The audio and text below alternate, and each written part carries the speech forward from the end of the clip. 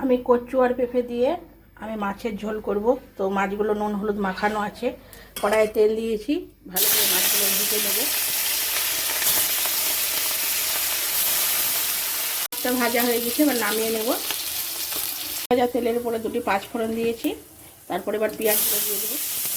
পেঁয়াজগুলো ভালো করে ভেজে নেব। পেঁয়াজগুলো ভাজা হয়ে গেছে, আমি আদা রসুনের পেস্ট দিয়ে দেবো।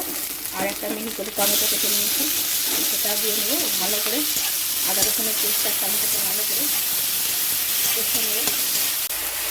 আদা রসুনের পেস্টটা ভাজা হয়ে গেছে, এখানে ধনে গুঁড়ো, জিরে গুঁড়ো, লঙ্কা গুঁড়ো, হলুদ গুঁড়ো, একটু মিট মশলা, গরম মশলা, লবণ, চিনি সব কিছু আছে, এগুলো একসঙ্গে সব দিয়ে দেবো। মশলাটা ভালো করে কষে নেব, দিয়ে দেবো।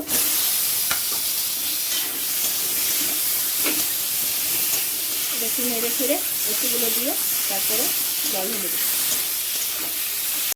কচু রেখে সব নেড়ে ফিরে আমি জল দিয়ে দিচ্ছি। ঝোলটা ফুটে উঠলে মাছগুলো দেবো। ঝোলটা দেখুন ফুটে গেছে, আমি এবার মাছগুলো সব দিয়ে দেবো।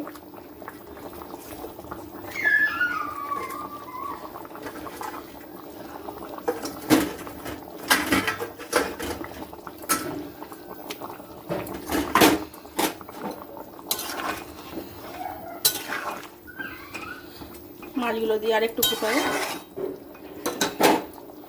কচু পেঁপের ঝোল আমার দেখুন রেডি হয়ে গেছে, আমি এবার নামিয়ে নেব।